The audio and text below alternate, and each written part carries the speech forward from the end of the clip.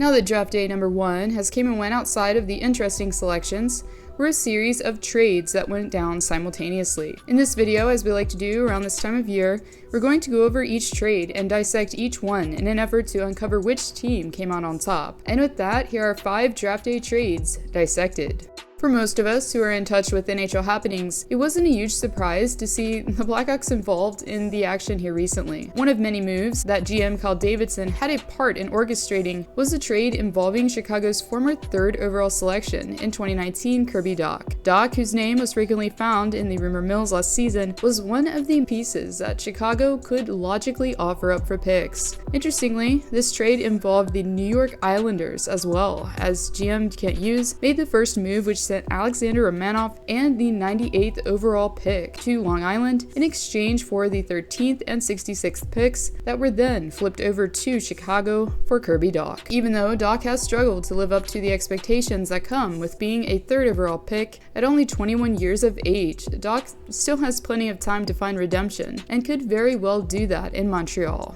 Knowing that the Habs were looking to gain a little more forward depth, the move makes sense. And really, they didn't give up a lot for him in the end. Romanov was another player who similarly struggled last season, and considering that Hughes already had some higher picks in the draft, it didn't seem like a bad move. Dach, after recording 26 points in 70 games played last campaign, is going to hopefully have some more stability than he did in Chicago last season considering. Dach will be due for a contract this offseason since he's coming off of his entry-level deal, officially this summer.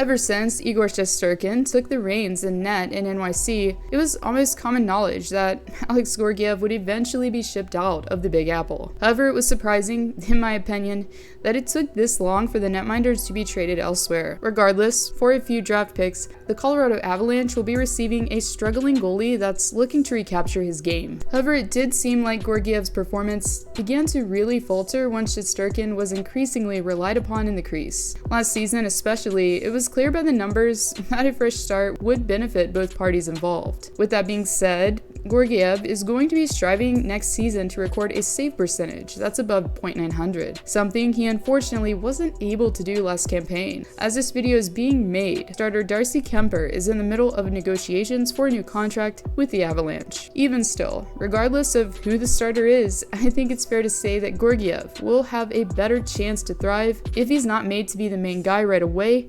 considering his former struggles. Since Colorado is still in win-now mode, most certainly, it's probably not a huge loss for GM Joe Sakic to part with 2 third-round selections and 1 from the 5th round. Similarly to Dach, the netminder will be in need of a new contract due to his 2-year deal, valued at $4.8 million, officially expiring this month. And in another goalie here that's had a rough go of it as of late, Peter Mrazek was traded to Chicago, which in turn granted the Hawks the Leafs' 1st-round selection. Mrazek, after being brought in to replace Freddie Anderson last offseason, wasn't able to live up to the expectations that GM Kyle Dubas and company had initially, as unfortunately for him, Mrazek hasn't been able to remain healthy long enough to really make an impact for quite some time. When he was suiting up as a Leaf, his numbers were mediocre at best, as he recorded a .888 save percentage and a 3.34 goals against average following 20 games played. Therefore, it makes total sense as to why it took a draft pick from the 1st round to initiate the trade in the first place. Considering the fact that he did have a 10-team no-trade list, it's important to note that Chicago wasn't a team that he wanted to refuse going to. Since the Blackhawks are clearly setting themselves up for tank mode next season, having Mrazek on the roster, despite his inconsistency, probably isn't a worry for them at all. On the Toronto side of things,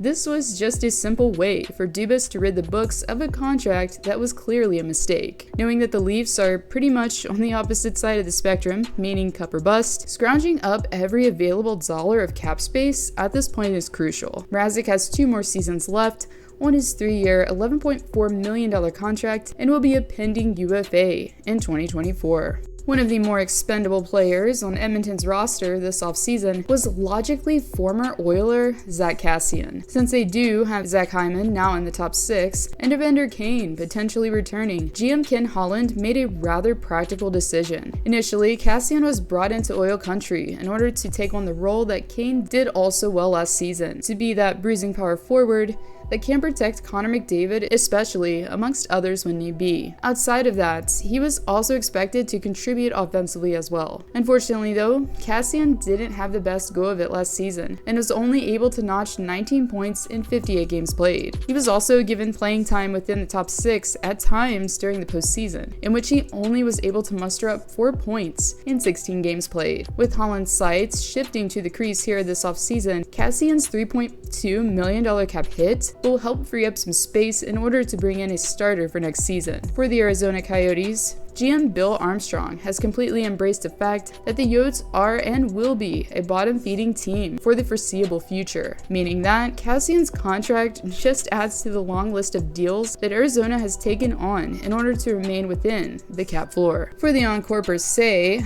I thought we'd save the biggest deal on the list for last. But by now, if you didn't already get the idea, you know that Patrick Kane, Jonathan Toews, and Seth Jones are about all of the seasoned talent that the Hawks have to offer since yesterday. As I already alluded to, Chicago is on a mission at this point to try and secure Connor Bedard next year, or another highly skilled player from next year's talented draft class. And in order to do so, that logically means they'd have to trade off the Yang 2 Canes Yang per se and the former 40-goal scorer himself, Alex DeBrincat. In fact, at only 24 years of age, the forward has already scored 41 goals on 2 occasions in his young career thus far. If you watched yesterday's video, we went over how NHL insider Frank Saravalli indicated prior to that the Ottawa Senators would be an ideal team for DeBrincat for more reasons than one. Firstly, since he's still relatively young, DeBrincat will still be able to age and develop alongside core players such as Tim Stützle and Brady Tkachuk. Speaking of Stützle, since he relocated from the wing to center position here recently, DeBrincat will likely be paired up with the German center. Per cap friendly, DeBrincat is multifaceted and can play at either the left or right wing position. As most of us know, Ottawa doesn't have a problem with cap space at the present time and will easily be able to afford DeBrincat's $6.4 million cap hit for next season.